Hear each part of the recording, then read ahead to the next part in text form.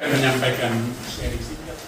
Bacaan-bacaan hari ini memang saya kira sangat tepat untuk konteks kita. Gembala, kita semua dipercayakan untuk bertanggung jawab atas sekelompok orang dalam posisi kita masing-masing.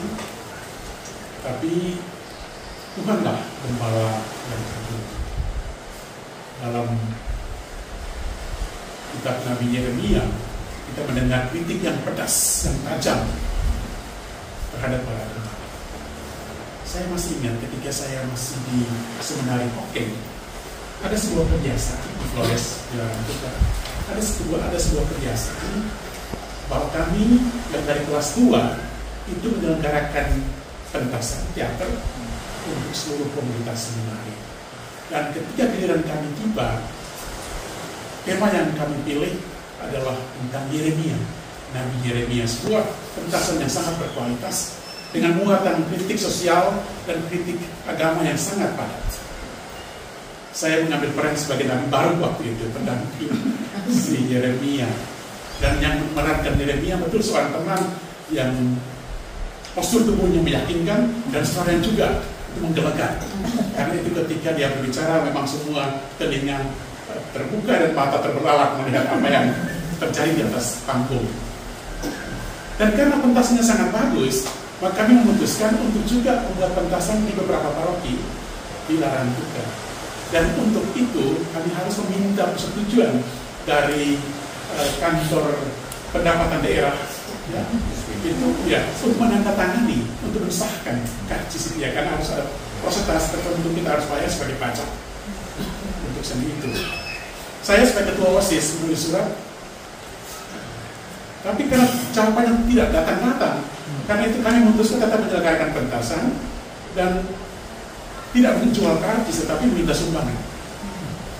Setelah beberapa hari, petugas dari kantor pendapatan daerah itu tahu bahwa kami sudah membuat pentasan tanpa mengambil karcis dari mereka. Mereka menulis surat kepada ketua OSIS. Saya waktu itu agak gugup karena ini pertama kali mendapat surat panggilan dari sebuah kantor dinas. Oke, kami ke sana, saya bersama seorang teman, dan argumen kami tidak mendapat balasan, jadi kami tidak tahu bahwa itu sudah disahkan. Tetapi yang menarik adalah kami tidak bicara banyak tentang kasus itu, tapi bupati melalui kepala dinas pendapatan meminta kami untuk buat pentasan itu untuk semua pegawai.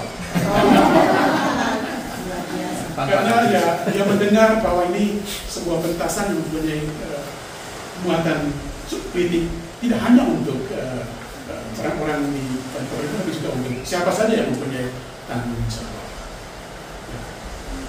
Dari 3 bacaan tadi, saya mengambil 3 hal untuk kita yang menjadi gembala atas banyak cara, entah sebagai warga, entah sebagai pemimpin dalam komunitas religius, entah sebagai petugas yang diberikan tanggung jawab oleh negara.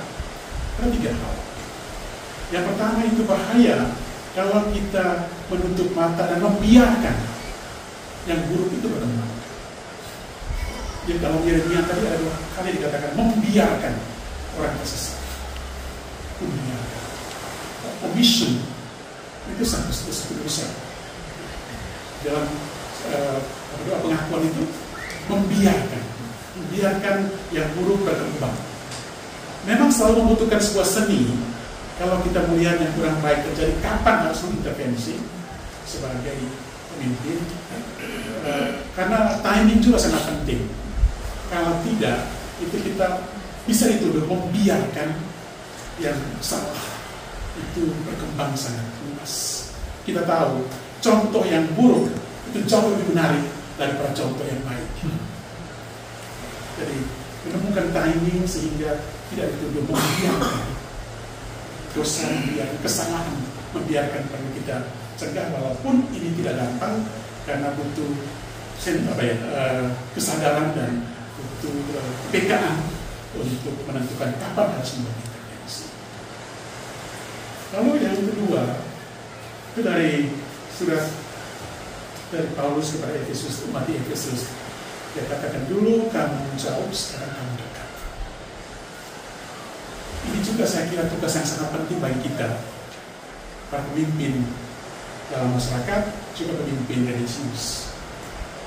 Memberikan prioritas untuk membuat orang yang jauh itu masa dekat lagi. Para anggota serikat yang entah atas salah satu syarat merasa dijauhkan, itu kembali merasa dekat, didekati. Paulus Fransiskus bicara tentang kita tinggalkan demi pergi ke periferi untuk memberikan merasa dekat kepada mereka yang atas salah satu cara merasa terpaksa menjauhkan diri atau merasa dijauhkan. Prioritas itu dalam tugas kita sebagai gembala, entah di kantor, entah di kongregasi, saya kira itu sangat penting. Sangat penting supaya orang yang terpaksa menjauhkan diri atau merasa dijauhkan, merasa terangkul lagi. Dan ada macam-macam alasan kenapa orang merasa dijauhkan atau orang terpaksa menjauhkan diri. Salah satunya, hemat saya dari pengalaman saya, adalah ketika kita sebagai pemimpin itu kita tidak bisa menjaga konfidensialitas. Ketika kita terlalu gampang membocorkan apa yang mestinya kita jaga sebagai privacy. Ini saya kira satu hal yang sangat penting untuk kita jaga dalam tugas kita sebagai gembala iman saja. Komunitas punya hak atas privacy. Pribadi juga punya hak atas privacy. Tapi sering, apalagi dalam konteks sekarang, di mana gampang sekali orang memposting, itu kita juga sebagai religius harus betul sangat sadar bahwa komunitas punya hak atas privacy. Kita sering gampang memposting semua, dan itu mempunyai akibat yang sangat besar. Bisa ada luka yang sangat mendalam dalam sebuah komunitas, dan karena itu orang merasa terpaksa menjauhkan diri. Tugas kita sebagai gembala orang mendekatkan lagi yang merasa jauh. Dan yang ketiga, itu Yesus tadi katakan, kamu pergi ke tempat yang sunyi, istirahat. Ambil waktu untuk kita sendiri, untuk beristirahat, untuk merefleksikan, untuk juga mengatur kembali hubungan kita dengan Tuhan dan dengan sesama. Bahaya hemat saya dalam tugas kita sebagai biarawan-biarawati, mungkin juga sebagai di kantor dan sebagai orang yang ditugaskan oleh pemerintah adalah kita jatuh dalam aktivisme. Kita sibuk di mana saja, kapan saja, apalagi sekarang dengan mobile yang bisa 24 jam on, itu kita bisa jatuh dalam aktivisme. Ambil waktu untuk istirahat, dan saya kira itu artinya juga rehat. Dan hari ini kita di sini juga untuk beristirahat sejenak, untuk memulihkan tenaga kita, menata kembali relasi kita dengan Tuhan, dengan sesama, juga dengan Allah. Ini sharing dari saya.